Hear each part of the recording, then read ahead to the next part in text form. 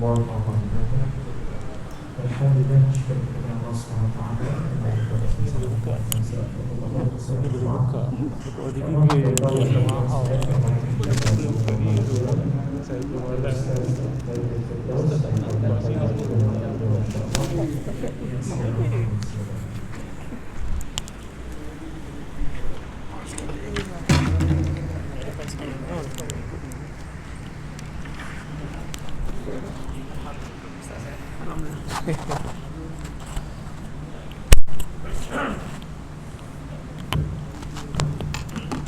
Di sini semua buka kan? Ya? Lemah baru nak nampak besar. Waalaikumsalam.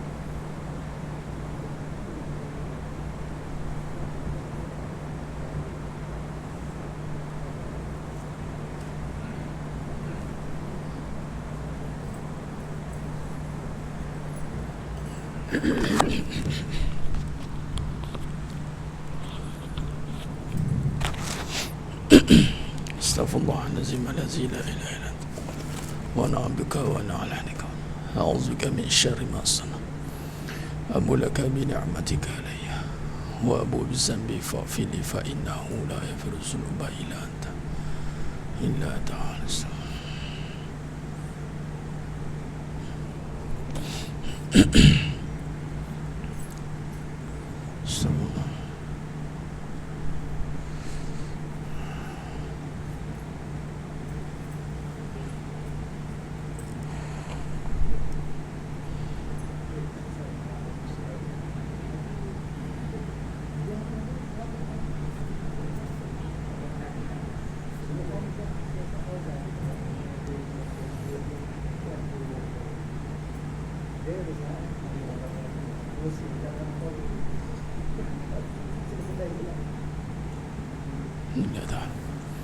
Assalamualaikum warahmatullahi wabarakatuh. Bismillahirrahmanirrahim. Innal hamdalillah nahmaduhu wa nasta'inuhu wa nastaghfiruh wa na'udzu billahi min shururi anfusina wa min sayyiati a'malina. May yahdihillahu fala mudilla lahu wa may yudlil fala hadiya lahu. Ashhadu an la ilaha illallah wahdahu la syarika lah wa ashhadu anna Muhammadan abduhu wa rasuluh. Allahumma salli ala Muhammad wa ala ali Muhammad biyassir wa la tu'assir bitammim bil khair. Rabbi shrah li sadri wa yassir li amri wahlul 'uqdatam min lisani yafqahu qawli. Allahumma aftah alaina hikmataka wa anshur alaina min khazaini rahmatika ya arhamar rahimin. Wallahu alladhi la ilaha illa huwa alimul ghaibi wasyahadah wa rahmanur rahim. Wallahu alladhi la ilaha illa hu al-malikul quddus as-salamul mu'minul muhaiminul azizul jabbarul mutakabbir. Subhanallahi amma yushrikun. Wallahul khaliqul bari'ul musawwiru lahul asma'ul husna yusabbihu lahu ma fis samawati wal ard wa huwal azizul hakim. Wala hawla wala quwwata illa billahil aliyyil azim. Wala manja minallah illa ilaihi. Amma ba'd. Ayyuhal mu'minun ittaqullah usikum wa iyaya bitaqwallah faqad fazal muttaqun. Sidang jemaah yang dimuliakan Allah Subhanahu wa taala, para tetamu-tetamu Allah yang dimuliakan pada malam yang penuh barakah ni dan yang menonton secara live turut niat mengimarahkan majlis ilmu di rumah Allah. Tetapi beruntung lagi yang ada waktu ini, yang tengok secara talian kena jealous. Sebab apa mesti berbeza dengan datang dengan yang menonton? Beza. Walaupun zaman sekarang canggih, tapi tetap kelebihannya kepadanya memberikan komitmen, datang dengan tenaga, masa, harta. Ini semua semata-mata nak menyatakan satu je.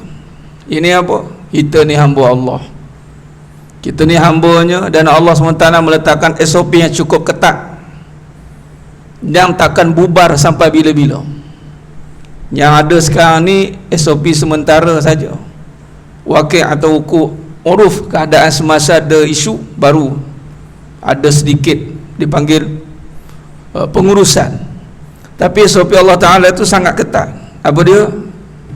Hanya yang layak menjejakkan kaki ke masjid ni adalah yang benar-benar beriman pada Allah dan hari akhirat. Allah kata, innama ya'muru masajidallahi man amana billah wal yaumil akhir.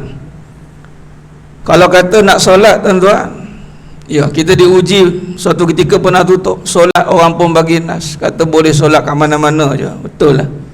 Tapi apa kelebihan datang ke rumah Allah ni solat di sini?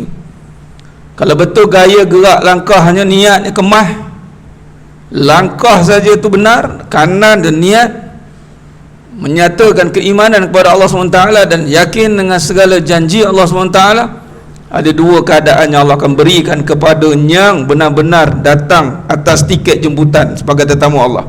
Yang pertama, lam yakhsha illallah. Dalam hatinya akan dicabutkan segala bentuk ketakutan, tuan-tuan. Bak takut yang khafi, bukan takut yang syar'i. Ada beza yang syar'i, yang jali, takut yang nyata. Ada takut yang nyata, takut pada keadaan yang boleh mencederakan kita. Contoh, luka ke harimau ke saat pergi depan masjid ni, saat pergi bok kekor harimau. Tapi kalau makan-makan wali langkah je, tak ada masalah. Tak, kalau tak apa-apa nak jadi, boleh masuk dulu lah. Kita telefon bomba ke apa ke. Itu tak apa. Aksiden ke, kesakitan ke, benda-benda yang boleh memberikan mudarat pada diri, kecederaan, itu ada. Tapi yang banyak kita bimbang ni takutnya tersembunyi, khafi. Apa dia? Takut-takut kan tak cukup pula kan. Kita kerja kuat-kuat ni, cukup dah rezeki ni.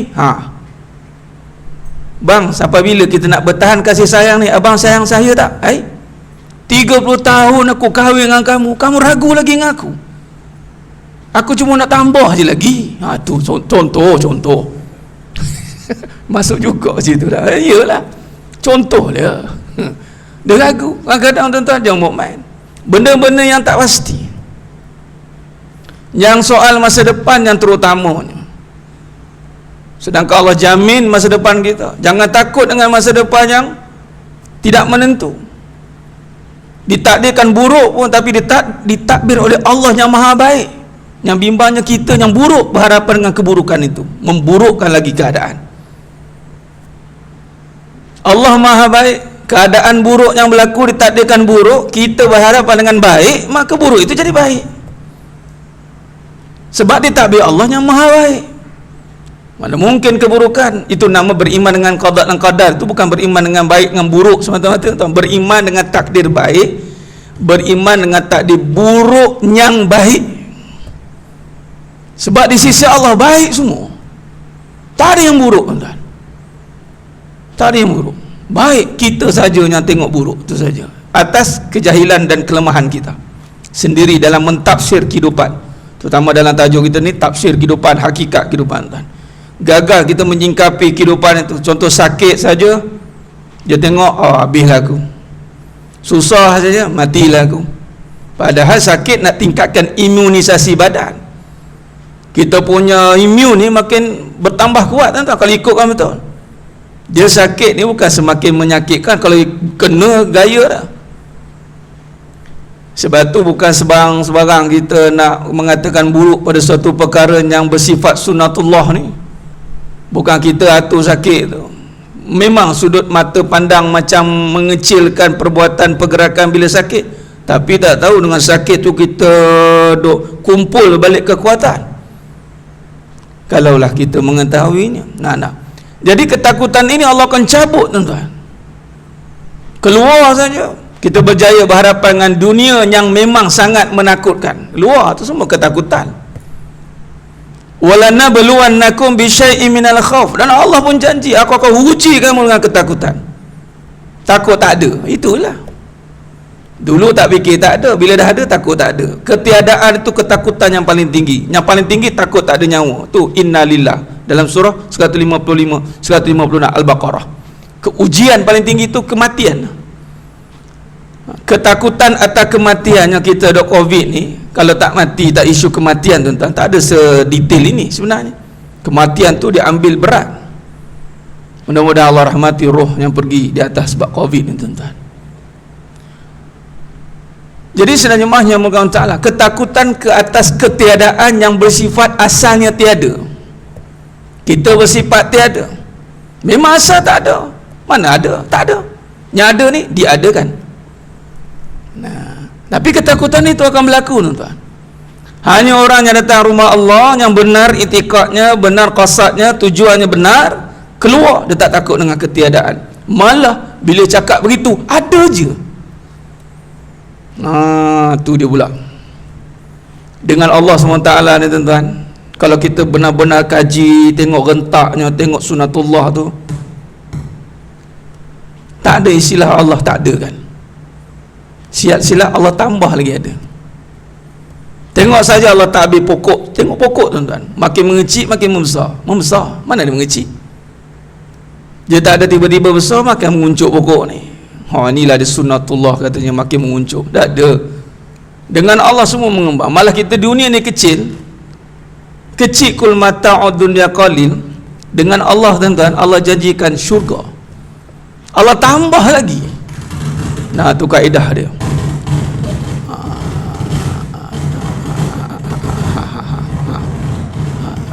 Ada unsur sabotaj ada, kan? Allahumma salli ala Muhammad wa ala ali Muhammad. Boleh tak?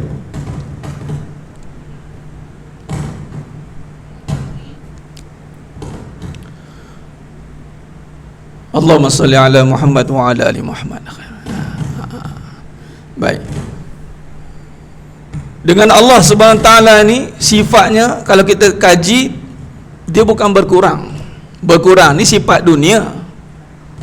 Memang sifat adatnya akan habis, tapi bukan habis, bertukar. Macam umur habis pada jasad, tapi pada hakikat berpindah saja. Ibarat mati ni macam tirai belakang tu, singkap saja. Mati tu tirai, mati tu adalah tirai itu. Selak je, ada lagi. Oh, ingatkan habis dah sini. Dah. Abadan abada. Di sebalik tirai itu abadan abada, kekal. Katalah kita duduk dalam kawasan ni je ni, di sebalik tirai tu tak ada boundary terus. Buka tirai, infinity. Itu sebenarnya dengan Allah Subhanahu Taala. Cuma Allah jadikanlah kita nak tengok keadaan sekarang ni ujian untuk kita. Bagaimana kita menyingkapi kehidupan ini, tuan-tuan. Sebab tu berbalik tadi, kalau benar niat kita hadir ke rumah Allah Subhanahu Wa Taala itu, benar niat iman dia, yakin dengan hari akhirat, yakni janji Allah Subhanahu Wa Taala, lam yakhsha illallah. Dalam hati tiada ketakutan. Luar biasa ni, tuan-tuan. Lepas ni kita niat training, datang masjid ni training, tuan-tuan. Ni saya cakap kat diri saya ni, masjid bukan tempat biasa. Masjid tempat kubu pertahanan umat manusia yang benar-benar beriman kepada Allah. Masjid bukan tempat biasa, tuan. Wallahi, kalau tidak, kenapa Dajjal nak conquer Baitul Maqdis, Masjidil Aqsa? Dia nakkan kekuatan tu lah, dia pun takut. Dia nak dapatkan kekuatan itu. Donald Trump nak pindahkan Pentagon dekat Masjidil Aqsa, Haramain, Masjidil Haram, Masjid Nabawi, Masjidil Aqsa. 3 kubu pertahanan ni untuk menjadi syarat untuk kuasai dunia. Walaupun mereka menggelar diri mereka kuasa besar dunia, tapi mereka tak ada kuasa menguasai dunia. Sebab nak kuasai dunia kena dengan kuasa. Mereka ada harta tapi tak ada kuasa. Saat lagi ada perebutan kuasa, malhamah kubra. Sekejap dah Allah nak masa lagi. Malhamah kubra berlaku, bertembung kuasa-kuasa ni nak rebut kuasa. Tak boleh. Wallahi, tuan-tuan. Jadi jangan termakan rumus-rumus, fitnah-fitnah, sangkaan-sangkaan yang mengatakan kita habislah, kita akan dikongkar, kita akan dijajah, kita akan musuh-musuh. Melainkan kita sendiri yang meninggalkan pusat kekuatan kita. Kita keluar saja tuan-tuan, hati kita tak masuk balik dalam ni. Jasad keluar, hati pun keluar. Masuk balik, jasad masuk, hati tinggal kat luar. Allah. Kita nak masuk, hati tinggal dalam, jasad terus keluar. Nah, itu canggih. Ini kita nak. Kalau itu ada, insya-Allah tak ada siapa boleh kacau, tak ada siapa boleh lawan tentang kekuatan yang dibina dengan keyakinan yang benar. Allahu waliyul ladzina amanu. Allah wali, penjaga bagi orang beriman. Kalau tuan-tuan tengok ada satu ketika tu viral kan, orang solat dekat atas jalan raya tu. Nak kata solat pun tidak, perbuatan solat lah. Sebab tak tahu niat dia apa, kiblat pun tak tahu. Tapi makam-makam aulia kot, fa inna ma tuwallu fasamma wajhullah. Kat mana pun tu kiblat dia. Tapi tuan-tuan cuba renung, solat yang tanpa tak tahu pun tujuan dia, tempat pun tak tahu lagi kat mana kat situ. Tuan-tuan, polis jaga. Polis jaga lalu lintas nak bagi dia solat habis kan bagi salam tuan. Kita tengok Allahu Akbar. Once kita tengok memanglah pada sudutnya salah, mudarat. Tengok dengan mata hati tuan. Solat orang yang tak berapa nak faham tu, memang tak faham tengah-tengah tu. Kita dah nampak macam orang gila duk solat jalan atas jalan raya, tapi ada yang lebih gila tu sebenarnya. Atas jalan raya tak solat. Tu lebih gila daripada orang gila tu. Sibuk cari dunia sampai tak solat. Tu lebih gila tu kan. Tapi tuan cuba tengok, solat tu pun orang tak boleh langgar. Boleh je, polis jaga. Polis boleh je halau. Tapi solat tu sama dengan Mekah. Kalau tak nak kena halau dekat Raudah tu, solat. Memang polis tak halau. Walaupun buat-buat solat, sujud. Tak acik panggil. Tapi sungguh tuan, dia sujud solat dia tak kena halau. Masya-Allah. Kalau solat tu kita buat di sini, bagi tahu tuan, kekuatan mana yang boleh langgar orang macam ni? Tak ada. Sebab tu umat Islam takkan jatuhnya. Yang jatuh kita. Islam tu sendiri kuat dah. Ni mukadimah nak bagi tuan sebab ni nak bagi naikkan balik cara sudut pandang sebenar. Lagi-lagi itu bincang hakikat kehidupan. Jadi kekuatan tu lam yakhsha illallah itu memang benar-benar Allah akan bagi tuan-tuan. Kekuatan itu dengan tiada ketakutan, bukan kekuatan dengan ada kebendaan. Jangan salah faham. Kalau ikutkan ada kebendaan, mereka sekarang ada kebendaan dah. Susun semua kapal-kapal perang dia semua dekat laut tu. Kita dahsyat tengok. Tapi ada ketakutan. Biar kita tak ada kebendaan, tiada ketakutan. Ini dah terbukti kalau kita renung balik bagaimana sejarah baginda Nabi SAW membangunkan kehidupan tanpa kebendaan. Diuji oleh Allah Subhanahu Wa Taala, hilang kebendaan. Tetapi adakah hilang terus? Tidak. Allah bagi kembali. Tak lama, 10 tahun tuan-tuan. Development. Yasrib dinamakan Yasrib, pindah ke Madinah. Itu Nabi terus panggil Madinatul Munawwarah. The centralized of civilization, ketamadunan tu berpusat di situ. 10 tahun tuan-tuan. Kita nak buat pembangunan kehidupan macam-macam 10 tahun, 20 tahun, 50 tahun. Nabi 10 tahun dengan ketiadaan sistem yang canggih, dengan ketiadaan alat-alatan peralatan yang begitu hebat. Tetapi rupanya kehidupan tidak memerlukan kebendaan. Kebendaan yang memerlukan kehidupan. Macam ni handphone canggih-canggih ni tuan. Handphone ni perlukan kita, bukan kita perlukan handphone. Jangan salah faham. Motor perlukan kita. Ni hari saya naik kuda perang tuan-tuan. Nak merasa ambil semangat. Kuda perang. Kan? Ingat nak buat kuda ni, kuda perang lah. Kuda besi. Motor perlukan kita, bukan kita perlukan motor. Manusia mencipta, Allah bagi kekuatan membentuk apa saja di dunia ini. Bukan akhirnya kita bergantung dengan dunia. Ini kita kena faham. Kalau kita nak mengimbau kembali panggil sejarah kebangkitan, memang di sini pun ada kajian 2 ayat yang besar. Satu ayat surah Al-Baqarah ayat 31, 32, kemudian surah Al-Alaq 1 hingga 5. 2 kisah ini kisah kebangkitan tuan-tuan. Kita nak tengok bagaimana baginda Nabi SAW bermula. Macam kita nak sambut maulid ni, kita nak mengingati jasa Nabi. Itu ayat biasa kalau saya guna jasa Nabi. Saya tak boleh kena ingat kita berjasa sikit pun dia okey dekat batu tu. Orang yang berjasa sikit pun Allah dah diingat-ingat nama dia, betul tak? Apa jasa besar Nabi SAW tuan? mengenalkan kita kepada pemilik dunia ni, sehingga kita tak boleh melupakan jasa besar bagi Nabi SAW. Kelahiran bagi Nabi SAW itu sebagai kita untuk mengenang jasanya, nak mengenang jasa bagi Nabi SAW. Nabi SAW kalau kita lihat, kalau ikut pada sejarah ceritanya di sini, kalau nak cerita soal kejayaan, sukses, kehidupan tentang kebendaan, Nabi dah lalui dah tuan. Umur Nabi 25 tahun, kemudian Nabi bina empayar perniagaan sehingga menjadi ambassador umur 25 tahun. Kemudian sehingga berkahwin dengan Sayyidah Khadijah radhiyallahu anha. Kemudian umur 40 tahun diangkat menjadi Rasul. 15 tahun Nabi develop bina perniagaan, bukan kecil-kecil perniagaan tuan-tuan. Tuan-tuan, kalau kita hari ni kita panggil ISO dah. Orang kalau tengok bisnes dia ISO, maksudnya approve. Orang dah tak boleh cakap lah pasal dia punya performance. Tuan-tuan, Nabi SAW performance Nabi dah well known, Al-Amin. Tuan-tuan, orang yang mendapat gelaran Al-Amin tolak batu kayu, tuan-tuan. Apa pegang jadi? Itu Nabi SAW. Kita nak develop kepercayaan orang. Business adalah develop trust. Orang tak trust kat kita, orang tak berusaha dengan kita. The more orang trust kat kita, the more kita punya relationship dengan kita punya cabang. Tengok kalau negara-negara, apa dia buat? Bina hubungan baik, bina kepercayaan. Lepas tu belakang kira nak bangunkan tu, nak bangunkan ni. Nabi SAW dah dapat dah, tuan-tuan. Nabi dah dapat trust umur 25 tahun. Masya Allah, 25 tahun.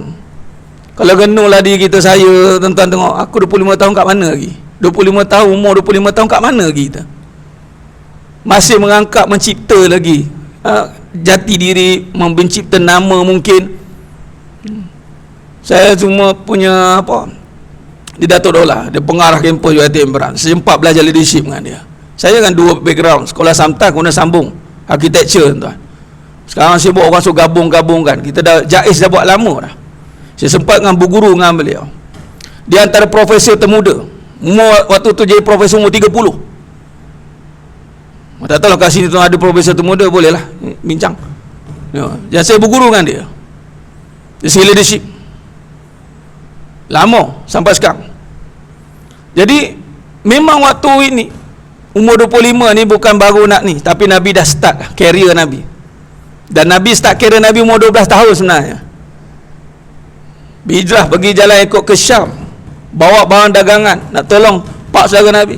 Nabi, tuan-tuan, ujian hebat untuk develop. Tapi nak ceritanya, ketika datangnya seruan kebenaran umur 40 tahun, tuan-tuan bayangkan, kita katalah kita ni dah berjaya, tuan-tuan. Waktunya Nabi ni kira dah jadi, orang panggil ni speaker lah, dari segi penasihat, dari segi ini. Tiba umur 40 tahun datang seruan kebenaran dan tidak menceritakan kebenaran, tidak menceritakan apa saja performan dulu. Nabi terus menyampaikan warabbaka fakabbir.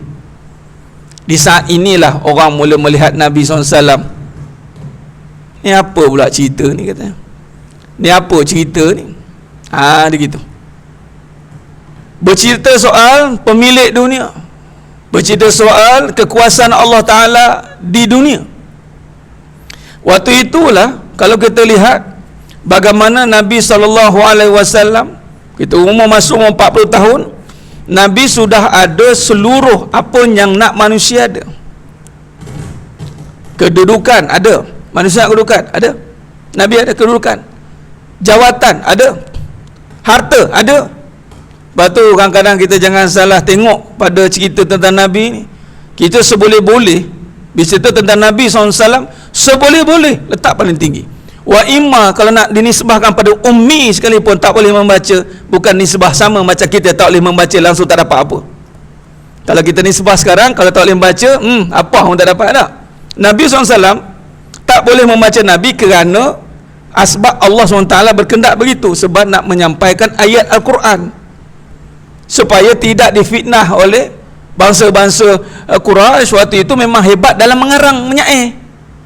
Kalau Nabi SAW itu Allah takdirkan boleh membaca menulis dengan hebat, dah sah-sah orang kafir Quraisy akan cakap Nabi mengarang. Yang tak mengarang pun kata mengarang. Tapi berbeza dengan kita. Walaupun Nabi SAW tidak boleh membaca menulis, tidak bermakna Nabi tidak tahu apa itu kehidupan. Malah Nabi telah buktikan Nabi berjaya dalam semua bidang kekeluargaan. Nabi berjaya. Nabi dapat seorang isteri yang sangat supportif. Tak ada konflik, tak ada isu, tuan. Dari segi masyarakat, sosial, tak ada apa-apa isu pun. Dari segi bisnes, Al-Amin, dipercayai. Dari segi pengaruh, besar tuan-tuan pengaruh Nabi SAW. Tiba-tiba turunnya wahyu yang pertama, Iqra bismi rabbikal lazi khalaqa. Waktu itulah tuan-tuan paradigma sudut pandang Nabi 360 darjah berubah. Waktu itu Nabi SAW beruzlah di Gua Hira. Ini kita nak kaitkan bagaimana kita tengok kehidupan sama tak dengan Nabi tengok. Adakah Nabi nak membawa segala cerita legasi kejayaan Nabi SAW yang sebelum itu untuk dibawa kepada ke depan, atau Nabi terus tengok pada sudut yang sebenar kehidupan, yang ini terbina atas nama Allah. Iqra bismi rabbikal lazi khalaqa. Tertegaknya kaya itu bukan kerana harta, tertegak kayanya itu dengan sifatnya Al-Ghani, maha kaya. Orang kafir Quraisy dengar panas, tuan-tuan. Ni Al-Ghani mana pula ni, katanya. Allah mana pula ni? Nama, Ismul A'zam, huwa Allah, dia Allah. Allah merujuk pada Ismul A'zam, nama bagi zat yang qadim. Nama. Batu Iqra bismi rabb, bacalah dengan nama Tuhanmu yang menjadikan seluruhnya. Kita hari ini berjaya, tuan-tuan, bersyukur. Kadang-kadang kita nak mengenal erti kejayaan setelah berada dalam kesusahan, kejatuhan. Tapi Nabi mengenal erti kejayaan di saat Nabi berada di puncak kehidupan. Begitu juga sahabat semua. Abu Bakar Siddiq radhiyallahu an, Umar Khattab radhiyallahu an, Abdurrahman bin Auf radhiyallahu an. Mereka Khulafa Ar-Rasyidin mengambil Islam sebagai satu, orang panggil, investment yang cukup berbaloi. Bukan berpindah dengan agama kerana diuji syariat kehidupan. Niaga tak jadi, buat-buat kena tipu, kena santau kiri kanan. Mula ya Allah lah. Tapi sahabat-sahabat diuji dengan kemewahan, tuan-tuan. Waktu itulah ketika Nabi SAW bermula dengan Nabi dululah. Nabi berada pada kedudukan yang tak ada apa-apa isu. Nabi tak ada isu, tuan. Nabi maksum. Waktu itu Nabi tak ada isu apa-apa pun. Yang isu adalah masyarakat jahiliah. Cara hidup mereka tidak ikut fitrah lumrah manusia. Dengan bergaduh, dengan ini, nak ikut macam-macam semua ada dah waktu itu. Orang Quraisy, tuan-tuan, kita macam inilah. Orang Quraisy ni, gelaran mereka ahli perniagaan. Cuba bayangkan kalau kita ni digelarkan sebagai keturunan perniagaan. Agak-agak ke mana orang pandang kita? Oh, dia ni kaum niaga ni hebat ni, toreh ni keluar RM terus darah. Oh boy. Memang keturunan ahli perniagaan. Quraisy ni ahli pedagang. Makna dari segi fasiliti ni tak isu dah. Tapi bergaduh, tuan-tuan. Bergaduh, dengki, tanam anak, menghina orang perempuan tu dia jadi dah lain dah. Bila orang dah duduk pada self esteem ni, dia dapat semua ada, lain sekali dia nak kuasa. Dia kabilah dengan kabilah nak tunjuk kuasa, aku lagi berkuasa. Dok, kita lawan, bergaduh, tuan. Bukan sebab tak ada apa-apa, tapi masing-masing nak tunjuk kuasa. Nabi pun renung, kenapa jadi macam ni? Kenapa jadi macam ni? Bukan sebab dah tak ada. Berbeza dengan landscape kita. Kita kadang-kadang setengah-setengah tu, kenapa datang pada Allah? Ya Allah, dah licin, Ustaz. Dah sakit, dah itu, diuji dengan benda-benda yang susah. Nabi tidak. Ni kena faham dulu, sebab perjalanan untuk membina kejayaan bukan berpijak atas kehancuran. Nabi tidak hancur kehidupan, sahabat tidak runtuh kehidupan. Malah Nabi dan sahabat membina kehidupan dengan lebih hebat, sehingga sanggup melaburkan seluruh kehidupan yang dulu. Ketika berhijrah ke Madinah, Abdurrahman bin Auf radhiyallahu an sanggup laburkan semua duit dia, tuan. Semua selai sepinggang. Good investment. Orang sanggup apa? Selai sepinggang, tuan. Bukan tak ada harta, ada. Tapi waktu itu kufar Quraisy nakkan harta, dia kata nak harta. Ni gudang aku ni kau ambil, ni duit aku dah ambil semua. Kau nak gimana? Aku nak ikut Muhammad, katanya sallallahu alaihi wasallam. Ada apa? Satu tawaran hidupnya lebih besar. Tengok, bukan kata bawa lah sikit, kokot lah kita nak perlukan, janganlah habiskan semua, katanya. Nak Nabi. Dan Nabi pun dah diuji dengan boykot, tuan-tuan. Langsung tak berurusan, urus niaga dengan Nabi. Sebanyak 13 tahun itu, ada sebahagian tahun itu puak kafir Quraisy terus blok, semua boykot. Tak berurusan dengan Nabi. Nak tengok Nabi berharta tak berharta, kaya tak kaya, Nabi boleh survive. Bukan sehari nak raya orang tu baru kita kelang kabut beli barang kan. Dia tutup kedai sehari tu pening lah. Setengah tu. Nabi tidak, Nabi okey. Nak boykot, silakan. Ini satu anjakan yang kita perlu renung. Dan Nabi SAW berjaya membina kepercayaan yang luar biasa bersahabat. Kita bina kehidupan ini dengan agama, dengan akhirat, dengan pahala. Bermula dengan mengenal Allah yang Maha Esa. Ini tuan-tuan sunnah yang terbesar.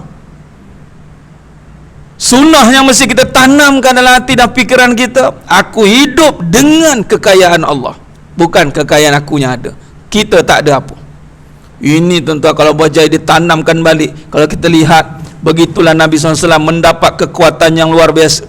Tak cukup diuji dengan kedudukan yang tinggi, tapi Nabi juga diuji dengan apa dia? Satu pengaruh yang kuat. Tapi Nabi tidak nampak itu sebagai kekuatan. Malah Allah cepat-cepat bagi tahu tentang bagaimana peristiwa sebelum nak berhijrah itu. Allah panggil Nabi SAW Isra' Mi'raj. Kalau kita tengok kekuatan yang ultimate Nabi dapat, dan sahabat mendapatlah leverage itu. Dan kita nak bergerak begitu, tuan-tuan. Kita tak nak, kita jangan salah faham.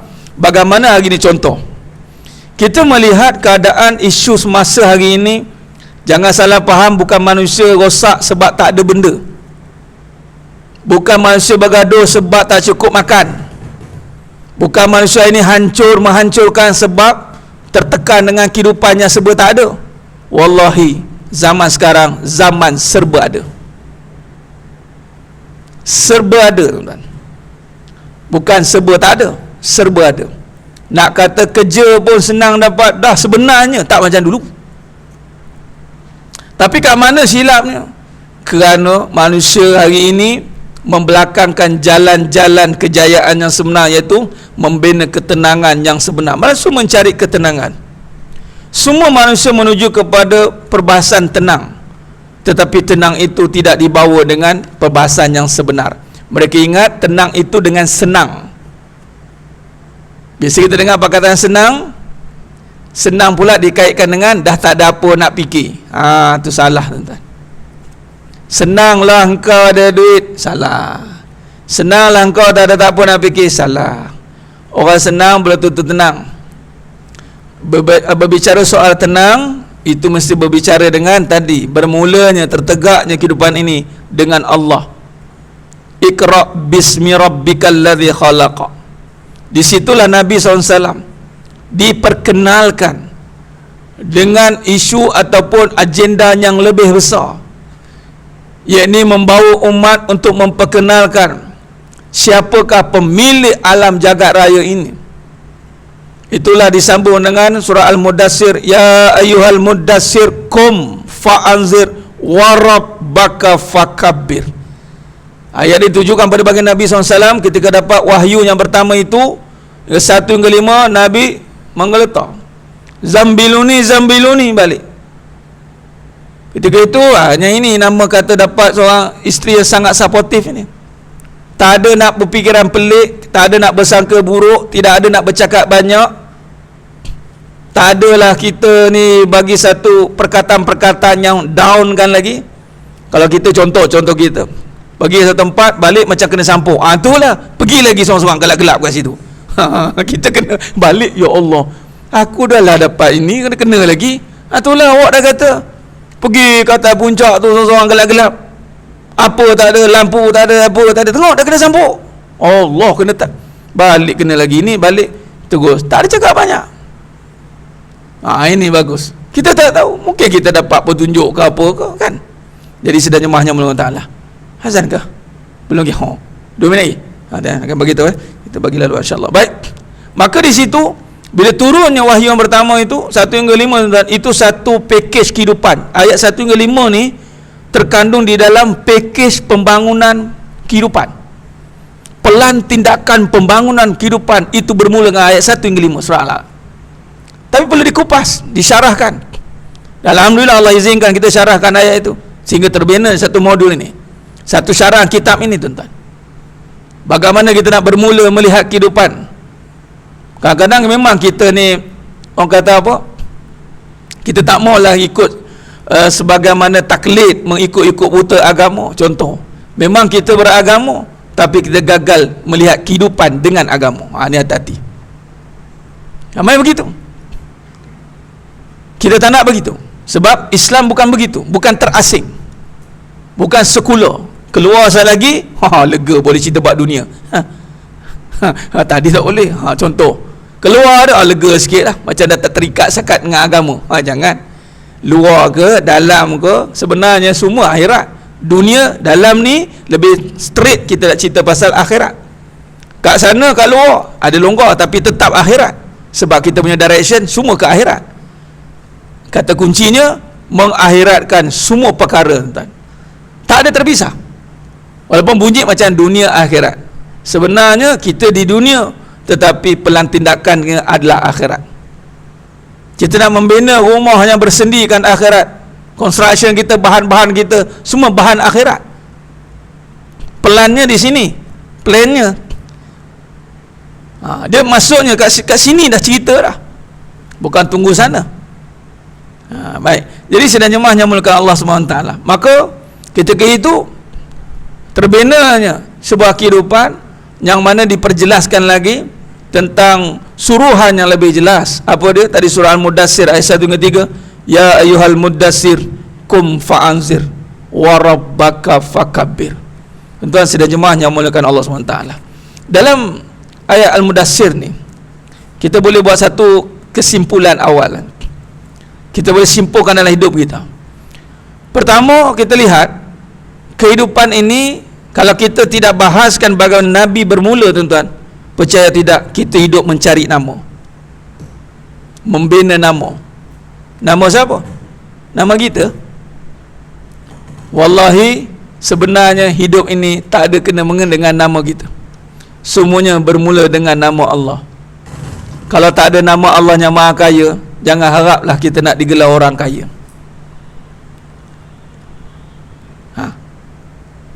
Isyak. Okey. Bagi laluan azan dulu, insya-Allah.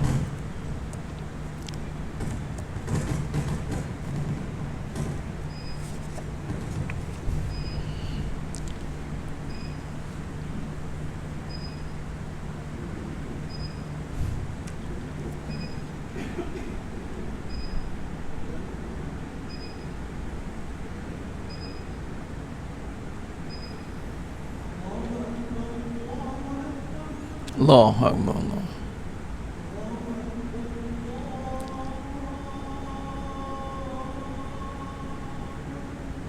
Allahu Akbar.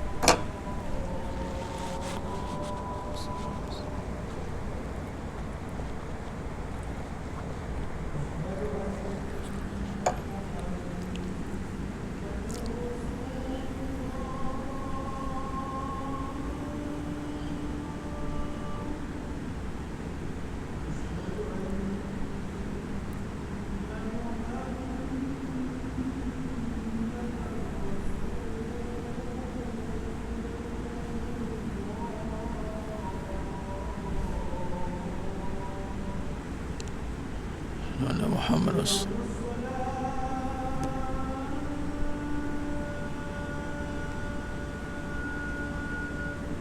La haula wala quwwata illa billah.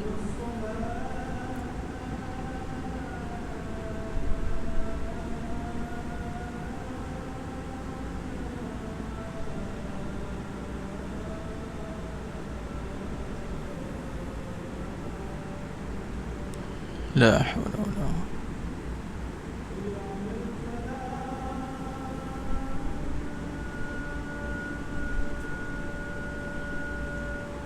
La hawla wala quwwata.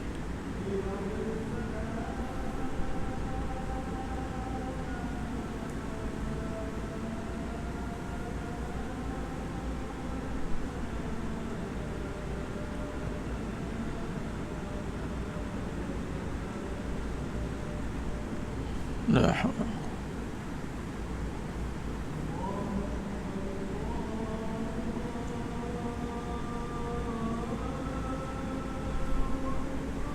Allah Akbar Allah.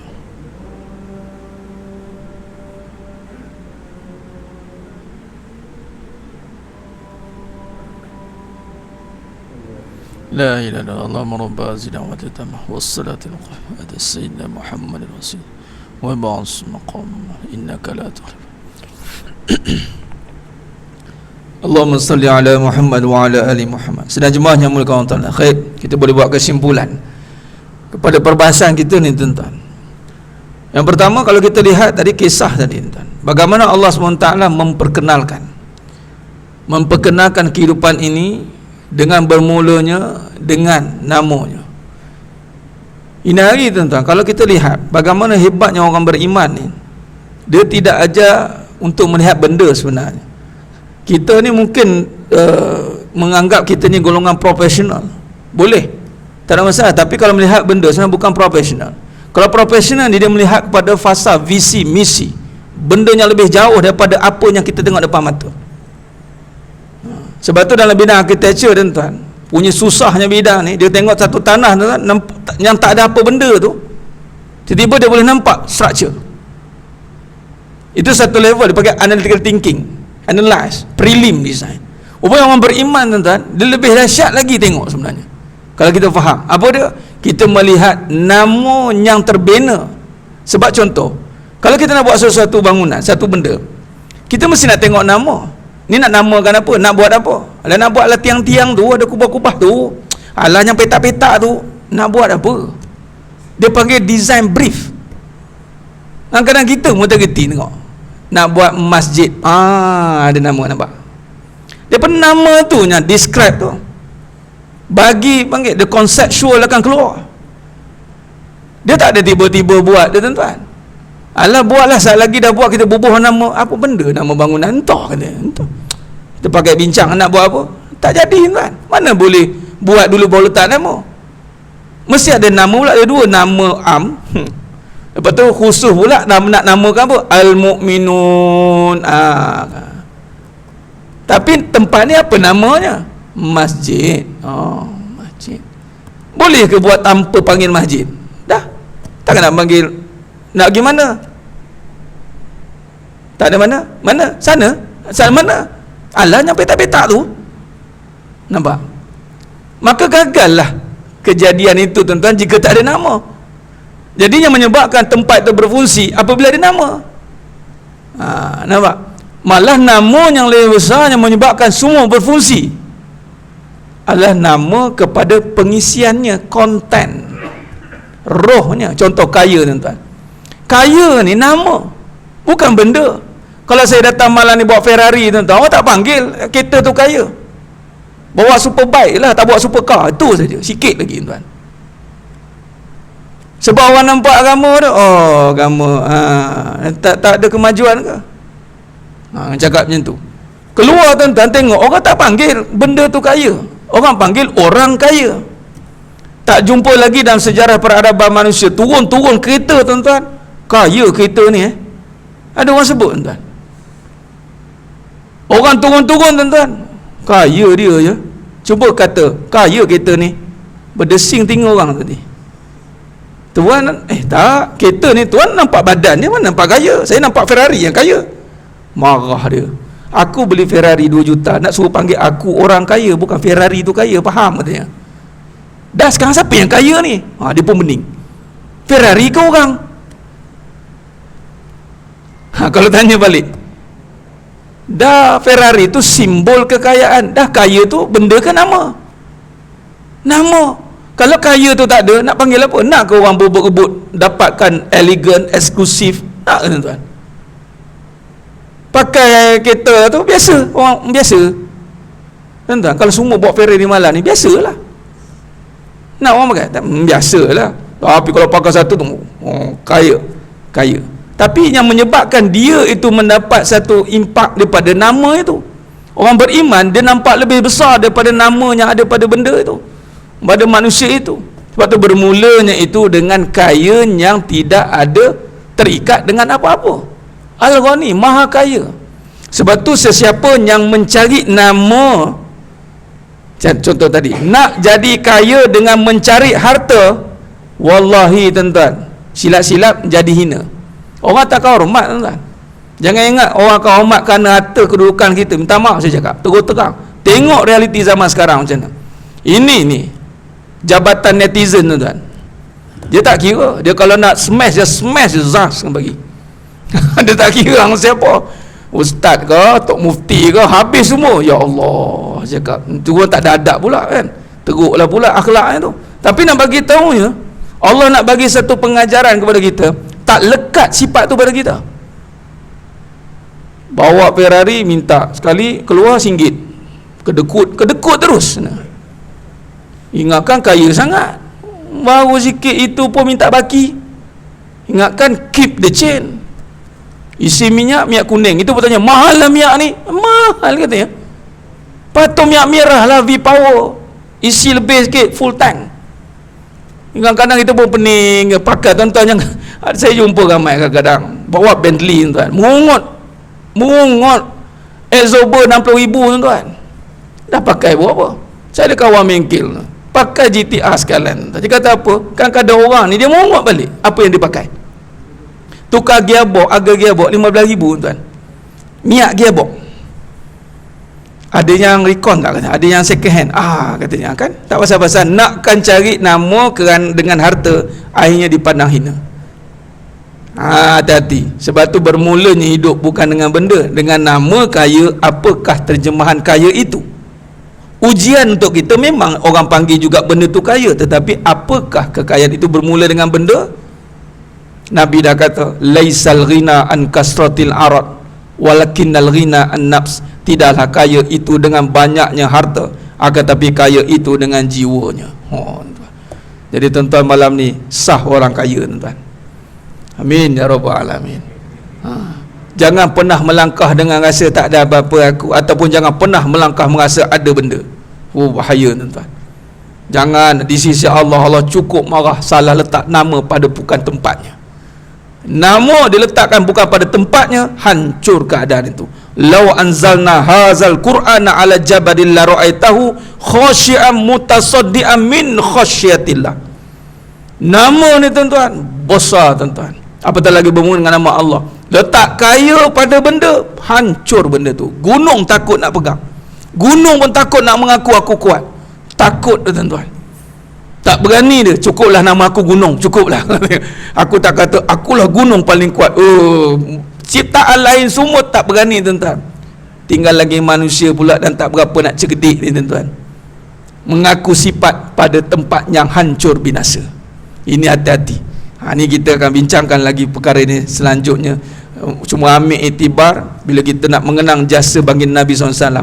Kita nak nyambut kelahiran Nabi, nak ingat jasa Nabi, tiba-tiba ingat benda. Allah, tak rasa betapa besarnya Nabi memperkenalkan nama kaya tadi, sehingga kita tidak ditipu oleh dunia ni.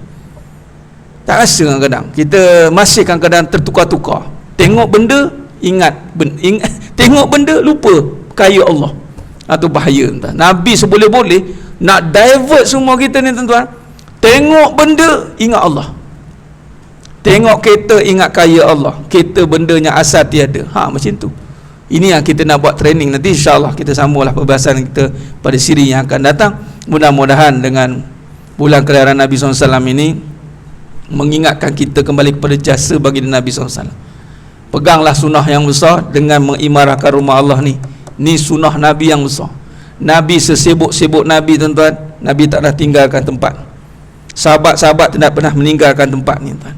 Jangan salah tengok, dah tak ada kerja baru nak datang sini. Minta maaf saya cakap. Inilah kerja utama kita, sambil-sambil buat kerja projek sana, sambil-sambil. Utama sini tuan-tuan. Kalau berjaya kita bangkitkan kembali kekuatan ini, insya-Allah kebangkitan Islam akan kembali tertegak semula, insya-Allah. Mudah-mudahan semuanya hadir pada malam ni dan yang menonton Allah pilih untuk menjadi hamba-hambanya yang benar-benar taat dan dimasukkan dalam syurga yang tanpa hisab. Amin ya rabbal alamin. Mohon ampun maaf tuan-tuan atas tersalah kata, kurang bicara, silap sana sini. Hanya Allah Taala sajalah yang mampu menyempurnakan perbahasan kita pada malam. Insya-Allah aku qouli hadza wa astaghfirullahalazim li wa lakum wa billahi taufiq wal hidayah. Wassalamualaikum warahmatullahi wabarakatuh. Kita tangguh dengan tasbih kafarah dan suratul As.